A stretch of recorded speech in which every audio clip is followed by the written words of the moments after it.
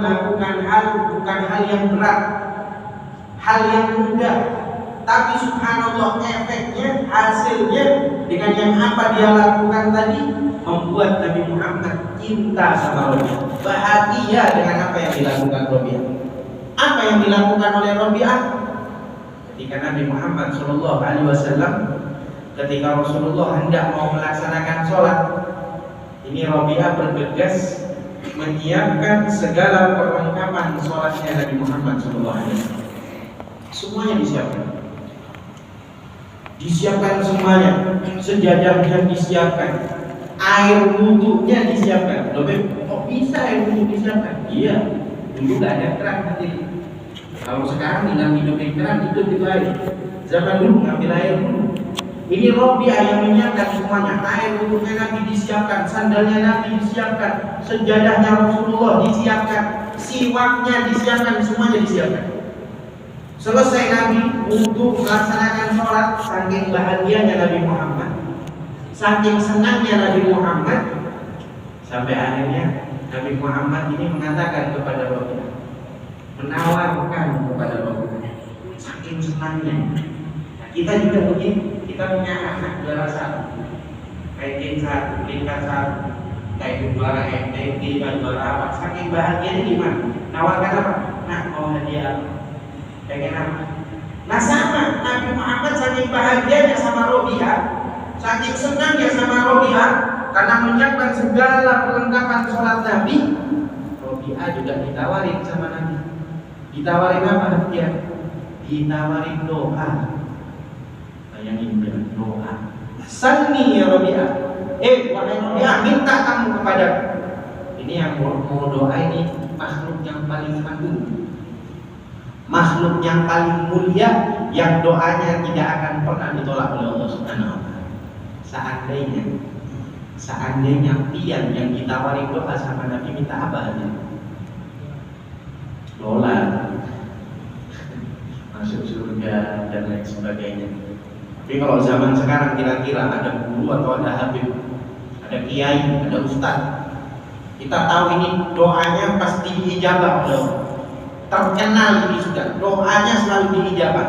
Kira-kira banyak yang datang atau tidak? Banyak aja. Mintanya apa? Semuanya sama mintanya. Apa? Minta lunas biar hutang, biar selesai hutang-hutang lunas semuanya.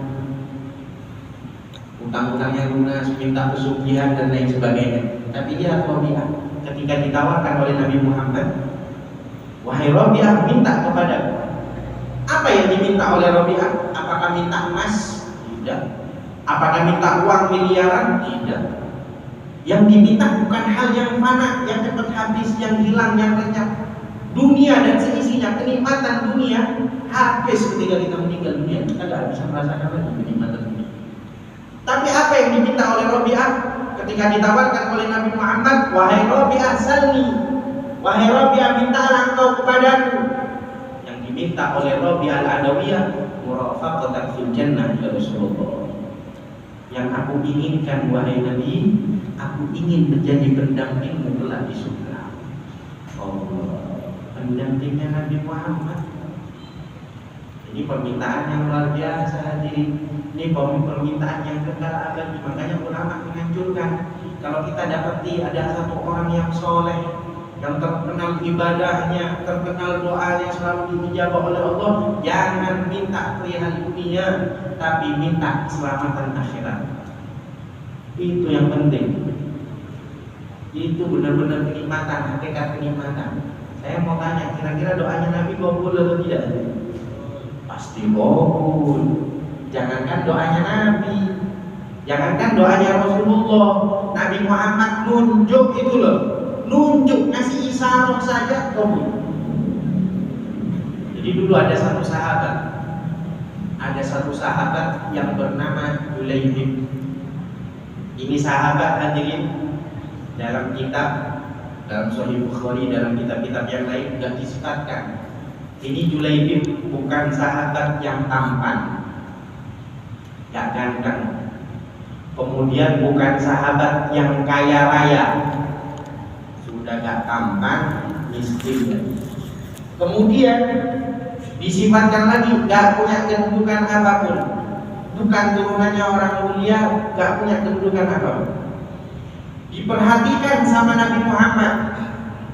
Julaibib diperhatikan terus sama Rasulullah, gak nikah-nikah, alias kalau bahasa sekarang jomblo melarat katanya. Jomblo ini Julaibib diperhatikan sama Rasulullah, gak nikah-nikah. Ditanya sama Rasulullah, ya Julaibib, ala tatazawwaj? Julaibib, kamu gak mau nikah? Apa jawaban Julaibib? Wa may yuzawwijni ibnatah ya Rasulullah. Siapa yang mau menikahkan putrinya untuk Julaibib? Yang mau memberikan putrinya untuk Julaibib dinikahi ini siapa? Julaibib bukan orang yang tampan, la malan wala jah, bahkan gak punya harta, gak punya kedudukan. Sudah jelek, hitam. Kalau katanya orang Inggris itu jelemnya lemot, katanya orang Madura. Hitam, jelek, gak punya harta, gak punya kedudukan. Gak ada ya Rasulullah. Siapa yang mau memberikan wanita putrinya untuk dinikahi oleh Julaibib ini siapa? Gak ada yang mau. Sampai beberapa hari dilihat sama Rasulullah, gak nikah. Ditanya lagi, ya Julaibib, ala tatazawwaj? Julaibib, kamu gak mau nikah? Jawab sama Julaibib, wa may yuzawwijni ibnatah ya Rasulullah. Siapa yang mau ngasih putrinya untuk Julaibib? Julaibib bukan orang yang tampan, la malan wala jah, gak punya harta, gak punya kedudukan, gak ada yang mau sama Julaibib. Subhanallah. Dapat beberapa hari dilihat gak nikah, tetap akhirnya Nabi Muhammad perhatikan itu berbulan-bulan tetap gak nikah. Nabi Muhammad mengatakan kepada Julaibib, Julaibib, kamu datang ke satu kampung, cari yang namanya bulan di bulan. Itu laki-laki punya seorang putri, punya anak wanita yang cantik. Datangi, lamar anaknya, pinang anaknya. Wah, Julaibib dapat isyarat dari Nabi, bahagia, senang. Ini perempuan dalam sebuah riwayat bahkan min ajmalin nisa.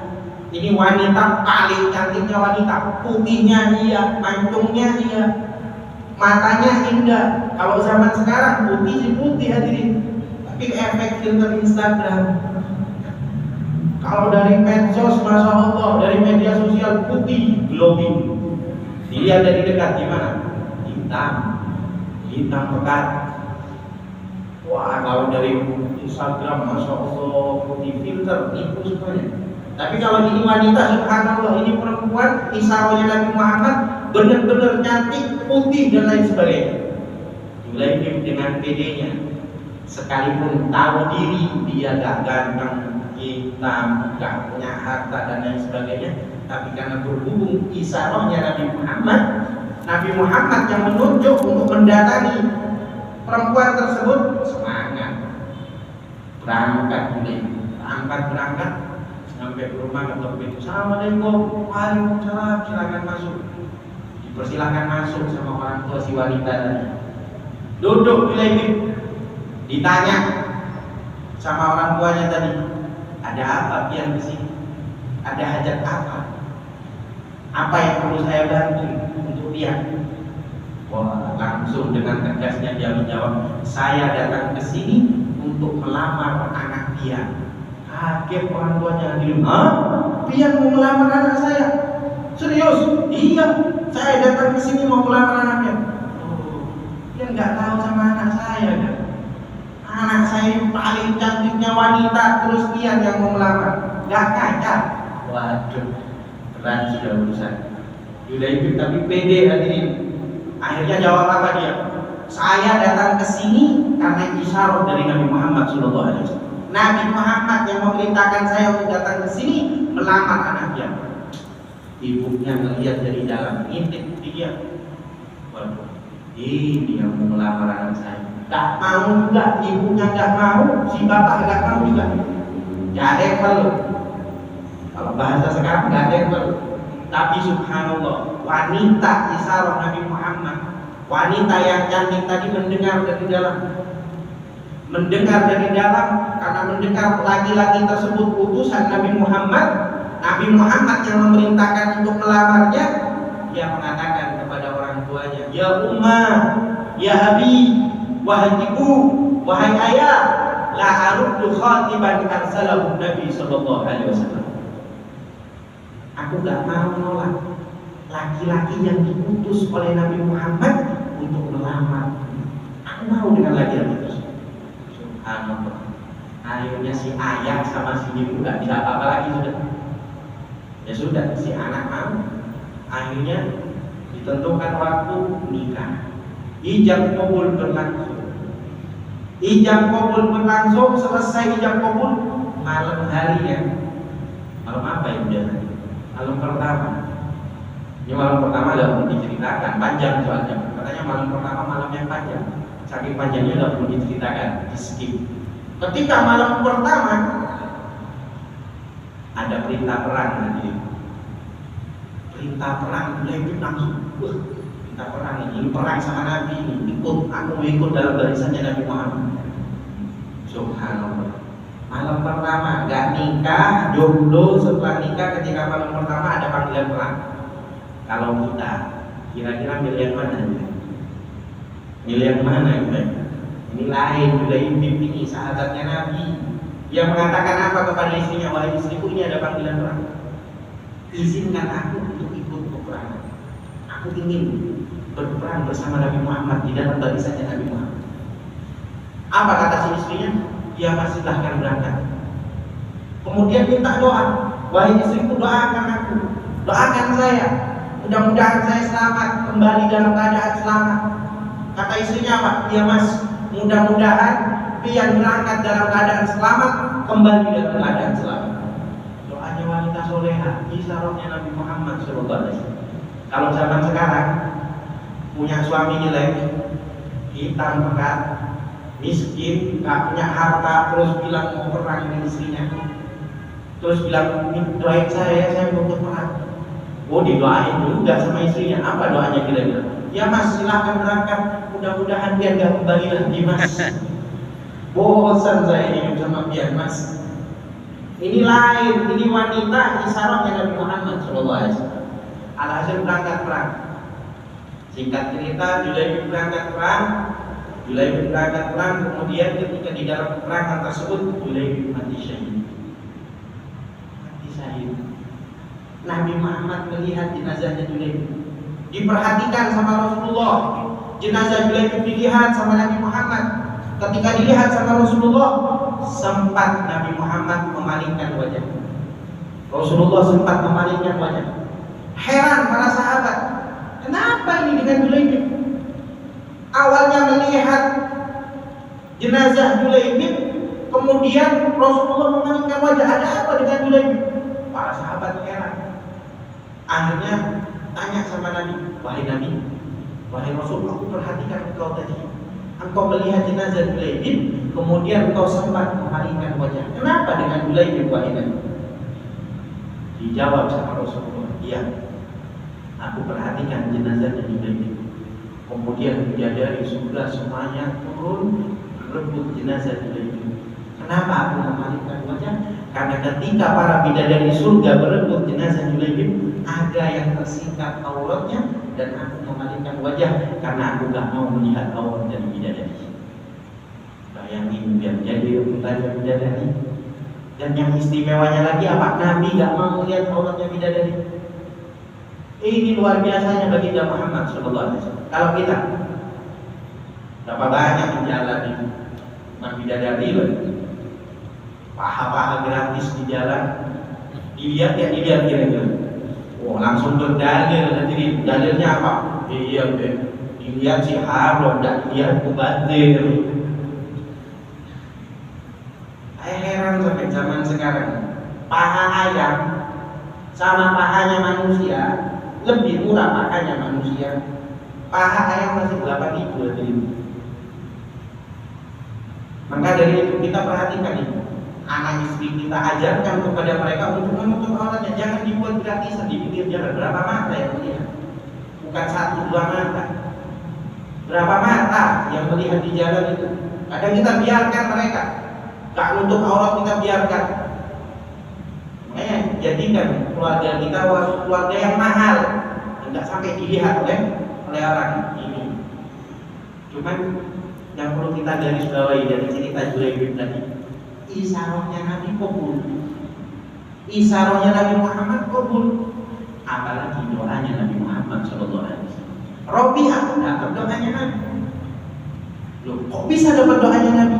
Karena khidmah kepada baginda Muhammad Sallallahu Alaihi Wasallam. Melayani Rasulullah, mempersiapkan semua kelengkapan sholatnya Nabi Muhammad SAW. Lantas ada pertanyaan, tapi zaman sekarang kan sudah tidak ada Nabi. Nabi Muhammad sudah tidak ada di zaman sekarang. Pewarisnya Nabi masih banyak. Pewarisnya Nabi, para alim ulama, para guru, para habaib, para kiai, para ustaz, para guru ngaji, itu pewarisnya Nabi Muhammad SAW. Kalau kita ingin dicintai oleh Nabi Muhammad, kalau kita ingin, bukan cuma kita yang cinta kepada Rasulullah, Rasulullah juga cinta kepada kita, kita jangan lupakan itu para alim ulama, para guru ngaji, para asatidz, itu jangan dilupakan. Kita yang khidmah kepada mereka, hakikatnya kita khidmah kepada baginda Muhammad SAW. Karena kita juga ikut andil membantu perjuangannya Nabi Muhammad SAW. Nabi yang mulia, Nabi yang agung, doanya mampu. Nabi Muhammad gak ada kekurangan, kesempurnaannya luar biasa. Kalau kita mau cerita para anbiya memiliki kehebatan, Nabi Muhammad juga memiliki kehebatan yang dimiliki oleh kehebatan yang dimiliki oleh para anbiya sebelumnya. Kita mau cerita apa? Kita mau bilang Nabi Musa mulia Nabi Musa, agung Nabi Musa. Namanya sering disebut di dalam Al-Quran. Dapat urutan yang bisa berbincang-bincang dengan Allah Subhanahu wa Ta'ala. Tapi Nabi Muhammad bagaimana? Mulia Nabi Muhammad agung. Di antara mukjizat Nabi Musa bagaimana? Di antara mukjizat Nabi Musa, dengan tongkatnya bisa membelah lautan. Kalau Nabi Musa membelah lautan dengan tongkat, hebat gak hebat kira-kira? Hebat. Kalau bilang gak hebat, coba buktikan. Belah itu Sungai Mahakam, ada yang mampu? Ada yang mampu? Hebat Nabi Musa. Tapi yang tahu, Nabi Muhammad juga punya mukjizat yang semisal. Nabi Muhammad, kalau Nabi Musa membelah lautan dengan tongkat, Nabi Muhammad membelah rembulan dengan tangannya. Allahumma shalli ala Muhammad. Dengan tangan dibelah itu rembulan. Ada riwayatnya, ada, bahkan dikutip di dalam Al-Quran, diabadikan di dalam Al-Quran. Jadi orang-orang kafir Quraisy dulu hadirin, mereka itu terkenal tidak mudah menerima ajaran baru. Ini hebatnya sebenarnya. Bangsa Arab hebatnya di sini. Tidak mudah menerima ajaran baru itu. Segala sesuatunya dites. Makanya kalau kita baca riwayat Isra wal Mi'raj, bagaimana ketika Isra wal Mi'raj selesai dari perjalanan Isra wal Mi'raj, Nabi Muhammad kemudian ditanyakan oleh mereka bangsa Arab. Apa yang ditanya oleh mereka? Kata mereka bangsa Arab, Muhammad, kami sering melakukan perjalanan ke Masjidil Aqsa. Itu butuh 3 bulan, itu ada yang mengatakan 2 bulan dan lain sebagainya. Perjalanan yang begitu jauh, terus engkau cuma mengatakan hanya sekejap. Mereka tidak percaya, dites. Wahai Muhammad, kalau memang engkau melakukan perjalanan ke Masjidil Aqsa, coba sebutkan berapa jumlah pintu Masjidil Aqsa. Jendelanya berapa, sebelah kanannya bagaimana, sebelah kirinya bagaimana, depannya bagaimana, belakangnya bagaimana. Pertanyaannya dia konyol. Kalau kita mau mikir kan konyol. Nah, yang sering ke Masjid Fathul Khair, berapa sekarang pintunya Masjid Fathul Khair berapa? Belum ada yang tahu. Karena memang tujuannya ke sini bukan menghitung pintu, mau ibadah sama Allah, kan begitu. Ini saking mereka memang nggak mau menerima ajaran baru, nggak mudah. Jadi dites. Sama halnya ketika mereka nggak percaya akan kenabian Nabi Muhammad SAW. Ditanya, Muhammad, kalau memang engkau Nabi, coba bulan itu belah. Nabi Muhammad minta kepada Allah, minta meminta kepada Allah Subhanahu wa taala, dan seraya menggerakkan tangannya, mengisyaratkan tangannya, terbelah itu bulan. Jelas bulan itu terbelah. Mereka melihat orang kafir Quraisy terbelah itu bulan, jelas. Tapi apa jawaban mereka? Mereka mengatakan, ini sihirnya Muhammad. Mata kita ini semuanya kena sihir dari Muhammad. Jadi kita melihat seakan-akan bulan itu terbelah. Panjang lebar ceritanya, kisahnya panjang lebar. Sampai di antara mereka ada yang mengatakan, ya sudah, kalau memang ini sihirnya Muhammad, coba kita tunggu dari orang yang jauh. Coba kita tunggu. Tak lama ada orang lewat. Ketika ada orang lewat, ditanya, Pak, saya mau tanya, dia tadi melihat sesuatu yang aneh enggak? Melihat sesuatu yang ganjil enggak? Dijawab, iya. Apa? Saya melihat bulan terbelah. Apa kata mereka orang-orang kafir Quraisy? Berarti hebat ya sihirnya Muhammad, meskipun orang yang jauh tidak kena sihir. Ini parah hadirin. Ini menunjukkan bahwasanya hidayah itu murni dari Allah Subhanahu wa taala. Sekalipun mereka melihat kehebatan Nabi Muhammad, tidak ada hidayah. Makanya kita yang sudah dapat hidayah, masuk dalam agama Islam, agama yang hak, jangan dibuat iman kita ini. Sayang, minta untuk ditetapkan iman dan mati dalam keadaan husnul khatimah. Kalau Nabi Musa membelah bulan dengan tongkat, Nabi Muhammad membelah bulan dengan tangan. Kita mau cerita apa lagi? Nabi Ibrahim. Nabi Ibrahim juga itu mulia atau tidak? Mulia. Di dalam Al-Quran luar biasa ceritanya, panjang lebar Nabi Ibrahim. Di antara mukjizat Nabi Ibrahim adalah dibakar tapi tidak terbakar. Hebat atau tidak? Hebat sendiri. Hebat luar biasa. Jadi orang dulu itu ada rambut dan lain sebagainya, itu membuat fitnah dengan mengatakan bahwa Nabi Ibrahim ini Nabi yang keji, Nabi yang zalim. Ayo kumpulkan kayu bakar. Dikumpulkan kayu bakar satu lapangan yang begitu luas. Dikumpulkan kayu bakar, difitnah begitu keji Nabi Ibrahim alaihissalam. Sampai di antara mereka di zaman itu, ketika ada yang sakit, nadarnya apa? Kalau saya sembuh, saya akan ikut menyumbang kayu bakar di bakaran Nabi Ibrahim alaihissalam. Lapangan nanti bukan sedikit, satu lapangan besar. Itu kayu bakar semuanya dikumpulkan, dikobarkan itu api. Ketika dibakar itu api begitu tinggi luar biasa. Masalah baru timbul. Apa itu? Dengan jarak yang begitu jauh, kalau sudah ada hewan lewat mati, kambing lewat habis hangus, ayam lewat habis, jadi ayam geprek. Saking panasnya itu api, bingung gimana ini. Mau juru Nabi Ibrahim jalan sendiri mustahil, mau diantar, yang antar juga ikut bakar. Bingung, akhirnya jin datang merubah wujud menjadi tapel atau petikan. Ketika sudah datang merubah wujud menjadi petikan, malaikat Jibril datang. Wahai Ibrahim, tidaklah kau meminta tolong kepada Allah agar Allah menolongmu? Apa jawaban Nabi Ibrahim? Ilmu bihalika faj'al su'al. Allah ini maha tahu dengan apa yang aku minta, dengan apa yang aku butuhkan. Allah maha tahu. Aku gak perlu lagi minta kepada Allah. Aku yakin Allah pasti menolongku. Bayangkan yang api begitu dahsyatnya, akhirnya masuk dalam petikan itu, dilempar Nabi Ibrahim ke api. Dalam riwayat, api ini baru bisa padam selama 21 hari. 21 hari, saking hebatnya itu. Kira-kira Pak, ada orang dipanggang selama 21 hari, sisa apanya? Debu, habis, gak ada sisanya. habis. Tapi ini kuasa Allah lain. Api yang sifatnya panas, Allah katakan kepada api, ya naru kuni bardan wa salaman ala Ibrahim. Api, jadilah engkau dingin. Jadi api yang sifatnya panas dengan kuasa Allah berubah menjadi dingin.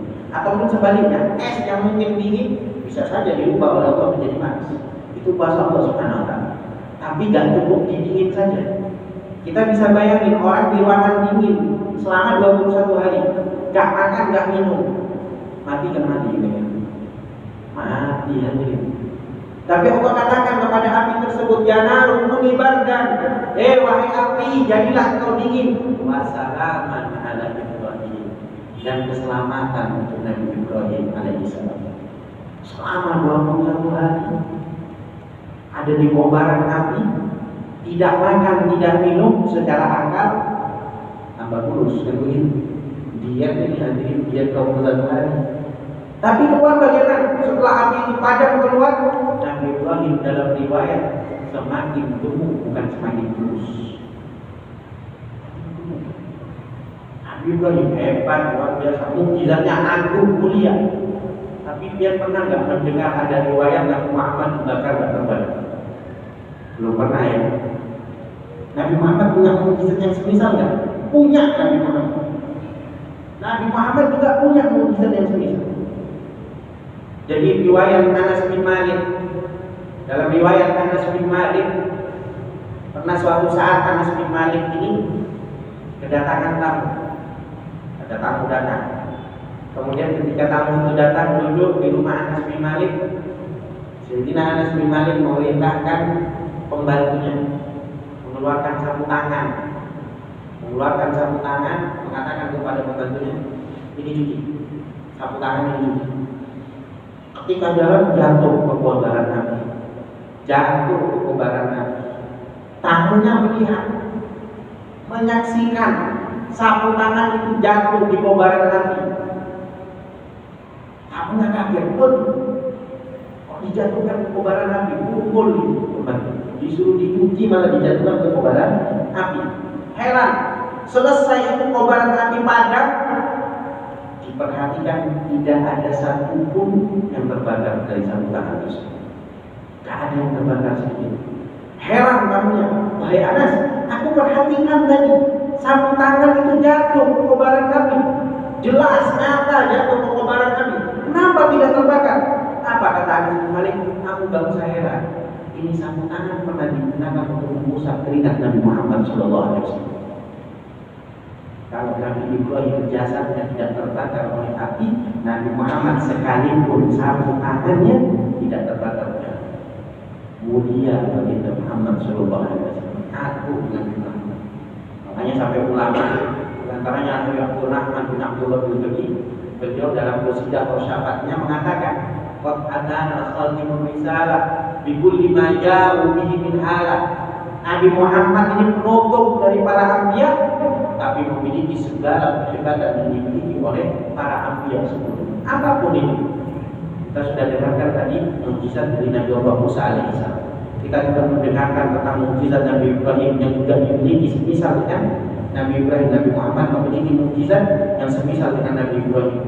Nabi Muhammad juga punya mukjizat yang semisal mukjizat Nabi Isa alaihissalam. Kita tahu di antara mukjizat Nabi Isa alaihissalam apa itu? Menghidupkan orang mati. Cuman pernah nggak kita mendengar riwayat Nabi Muhammad menghidupkan orang mati? Kadang kita masih belum pernah mendengar. Padahal Nabi Muhammad juga memiliki mukjizat yang semisal. Nabi Muhammad juga pernah memiliki. Dalam sebuah riwayat banyak. Jadi dulu ada satu sahabat yang diajak berpergian oleh Nabi. Ini sahabat laki-laki berpergian dengan Rasulullah. Si istri di dalam rumah. Sahabat ini memiliki anak dua laki-laki. Kemudian satu sama lain saling menusuk, mati dua-duanya. Rasulullah sama suaminya lagi pergi. Ini si istri tadi kebingungan, gimana ini? Gak lama lagi Nabi Muhammad datang. Khawatir Nabi Muhammad datang dengan suaminya, kemudian melihat kejadian gak enak di rumahnya. Apa yang dilakukan oleh si istri? Yang dilakukan oleh si istri tadi, ini anak dua-duanya digendong, dimasukkan ke dalam kamar, ditutup. Darahnya semuanya dibersihkan. Terus si istri ini menyiapkan hidangan untuk Nabi Muhammad, sibuk di dapur.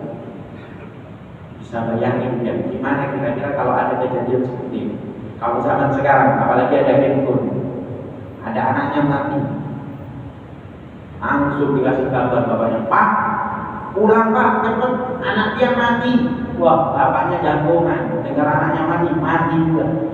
Ini lihat, ini istrinya sahabat Nabi Muhammad SAW.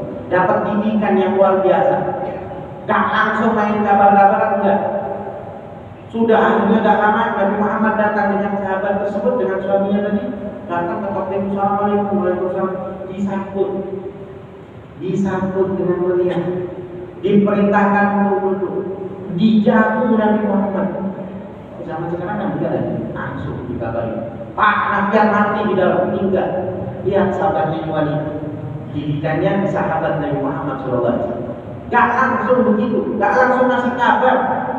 Akhirnya sudah, ketika duduk, Nabi Muhammad tanya, wahai fulan, kamu punya anak laki-laki? Nabi Muhammad sekalipun dan dikasih kabar tentang meninggalnya dua anak tersebut, tapi Nabi Muhammad tahu. Suaminya belum tahu kalau anaknya telah meninggal. Ditanya, fulan, yang punya anak dua? Dijawab, betul ya Rasulullah. Betul, saya punya anak dua laki-laki. Kata Nabi Muhammad, coba kami. Aku ingin melihat anaknya. Aku ingin berjumpa dengan anaknya. Akhirnya sahabat laki-laki ini tadi mendatangi istri. Wahai istriku, Nabi pengen lihat anak kita. Mana anak kita? Kata istrinya, karena takut, khawatir keadaan gak enak di rumahnya, dia mengatakan, Mas, istriku lagi, anakku lagi tidur. Mas, anakku lagi tidur, anak kita lagi tidur. Datang kepada Nabi, wahai Nabi, anak kami lagi istirahat, lagi tidur. Apa kata Nabi Muhammad? Bangunin. Waduh, bingung. Si istri bingung juga, ini gak punya alasan lagi juga. Kata Nabi Muhammad, bangunin, aku pengen lihat. Diam, gak menjawab. Akhirnya Nabi Muhammad tanya, siapa namanya? Siapa anaknya? Namanya siapa? Yang pertama fulan ya Rasulullah, yang kedua fulan. Dipanggil dengan Nabi Muhammad SAW. Dipanggil oleh Rasulullah, ya fulan, ya fulan. Subhanallah, anak yang jelas-jelas mati di dalam kamar ketika dipanggil oleh Rasulullah, ya fulan, langsung mengatakan, maaf ya Rasulullah, labbaik ya Rasulullah. Hidup. Yang jelas-jelas mati. Istrinya di dalam kamar kaget, terkejut. Ini nyata, dilihat sama istrinya, tidak ada satupun bekas luka gitu. Dipanggil sama Nabi Muhammad langsung itu. Jadi kalau Nabi Isa alaihissalam bisa menghidupkan orang mati, Nabi Muhammad juga bisa menghidupkan orang yang telah mati. Jadi Nabi Muhammad itu sempurna. Tidak ada kekurangan bagi Nabi Muhammad Shallallahu Alaihi Wasallam. Apapun yang dimiliki oleh Rasulullah sempurna.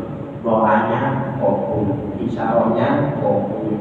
Kehebatan para anbiya terdahulu dimiliki oleh Nabi Muhammad SAW. Kita mau cari kekurangannya Nabi, gak mungkin dapat tadi itu. Gak mungkin. Makanya kalau masih ada orang yang menisbatkan kekurangan kepada Nabi Muhammad, masih belum kenal kepada Nabi Muhammad SAW. Kita ini mau cerita apa sih? Kita mau cari keistimewaannya Nabi sampai dikatakan sama ulama, kalau kita mau cari menulis semua kemuliaan Nabi Muhammad sampai akhir zaman nggak mungkin selesai. Saking mulianya Nabi Muhammad. Makanya sampai kita ini dianjurkan apa kalau kita mau cari kekurangannya Nabi nggak mungkin dapat. Tapi kalau kekurangan kita banyak. Kalau kekurangan kita dinisbatkan kepada Nabi Muhammad, bukti bahwasanya kemuliaan Rasulullah akan sempurna. Kekurangan kita kalau kita nisbatkan kepada Rasulullah pasti punya. Apapun itu. Kita mau bicara, kita punya kekurangan diantaranya ludah. Ludah kita ini kekurangan apa tidak? Air nanti. Mana ada orang yang mau sama ludahnya orang? Cari yang orang yang paling tampan sudah. Cari yang paling tampan, yang paling kaya, ludahnya tetap penuh bakteri, apalagi tidak sedatan. Tapi kalau ludahnya Nabi, obat, gawat. Ludahnya Nabi obat. Dalam sebuah riwayat, Nabi ketika masih kecil, Nabi Muhammad pernah sakit mata. Rasulullah pernah sakit mata, dibawa ke satu dokter. Dokter ini dia kebetulan juga rohib pendeta, tahu akan tanda-tanda kenabian. Ketika dibawa Rasulullah, Nabi Muhammad dibawa ke dokter tersebut, dilihat ada tanda-tanda kenabian. Ditanya sama yang bawa, ketika itu yang membawa adalah pamannya sendiri, Abu Thalib. Ditanya, kenapa anak ini? Dijawab, anak ini lagi sakit mata. Kata si dokter tadi, obatnya ada pada anak ini. Setelah melihat ada tanda-tanda kenabian, langsung menjawab, obatnya ada pada anak ini sendiri. Diulurkan itu jempolnya, diminta ludahnya Nabi Muhammad SAW, diletakkan di mana mulia Rasulullah SAW. Fasyufiyah langsung sembuh. Ini ludahnya Nabi ya. Jangan kemudian kita mendengar riwayat begini, besoknya kita sakit mata, oh tadi malam pengajian di Fathul Khair, kalau sakit mata dikasih mudah, terus biar kasih mudah. Wah jangan, tidak bisa ditiru, tambah bengkak nanti, iritasi. Apalagi enggak singkatan, oh tambahnya enggak, ini ludahnya Nabi. Ini pembuktian bahwasanya Nabi Muhammad pemulihannya amatlah sempurna. Sekalipun sesuatu yang menjijikkan yang ada pada diri manusia, kalau dinisbatkan kepada Rasulullah pasti ludah, keringat, apapun itu. Keringatnya Rasulullah wangi, ahyab bidal misk, lebih wangi daripada minyak. Wajahnya Nabi mulia saja. Dalam sebuah riwayat, lalat gak mau hinggap di wajahnya Nabi Muhammad SAW. Wajahnya Nabi, lalat gak mau hinggap. Kalau wajahnya kita, jangankan lalat, kecoa hinggap. Yang tidur di bawah, tikus pun juga hinggap. Tapi kalau wajahnya Nabi Muhammad tidak, lalat gak mau hinggap kepada wajahnya Nabi Muhammad. Tak ada kekurangan bagi Nabi Muhammad SAW. Tidak ada kekurangan sedikit pun di diri Nabi Muhammad SAW. Mudah-mudahan kita yang kumpul semuanya bukan hanya cinta kepada Rasulullah, tapi dicintai oleh Nabi Muhammad SAW dan telah berkumpul bersama baginda Muhammad SAW. Mudah-mudahan berkah dari majelis yang seperti ini, duduknya kita di majelis ilmu yang seperti ini, mudah-mudahan tidaklah kita keluar dari tempat yang mulia ini melainkan semua dosa-dosa kita diampuni oleh Allah, hajat-hajat kita dikabulkan oleh Allah Subhanahu wa taala. Mudah-mudahan berkah dari duduknya kita di majelis yang seperti ini, orang tua kita yang telah wafat, keluarga kita yang telah wafat, mudah-mudahan berkah dari duduknya kita di tempat yang mulia ini, kubur-kubur mereka dijadikan oleh Allah raudhah min riyadil jannah, taman dari taman surga Allah Subhanahu wa taala. Mudah-mudahan mereka semuanya senantiasa mendapatkan maghfirah, ampunan dari Allah Subhanahu wa taala. Dan kita berharap mudah-mudahan berkah dari majlis yang seperti ini, orang tua kita yang masih hidup, keluarga kita yang masih hidup, diberi umur panjang oleh Allah, diberi kesehatan oleh Allah Subhanahu wa taala. Kita berharap mudah-mudahan berkah dari hidupnya kita di majlis ilmu yang seperti ini, anak turunan kita dijadikan anak turunan yang soleh, solehah, yang berbakti kepada kedua orang tua. Dan kita berharap kepada Allah mudah-mudahan berkah dari tempat yang seperti ini, di majlis yang seperti ini, mudah-mudahan tidaklah kita meninggal kelak melainkan dalam keadaan husnul khatimah, husnul khatimah, husnul khatimah. Allahumma ja'al jam'ana hadza jam'an marhuma wa tafarraqana min ba'dihi tafarruqan ma'suma, la taj'al fina wa la ma'ana shaqiyyan wa la mahruma. Ya Rabbi bil Mustafa balligh maqasidana, ya Rabbi bil Mustafa balligh maqasidana, wa fi lana ma madha wa sa'al karami. Sallallahu alaihi wasallam. Alhamdulillahirabbil alamin. Kita maaf sebanyak-banyaknya. Wassalamualaikum warahmatullahi wabarakatuh.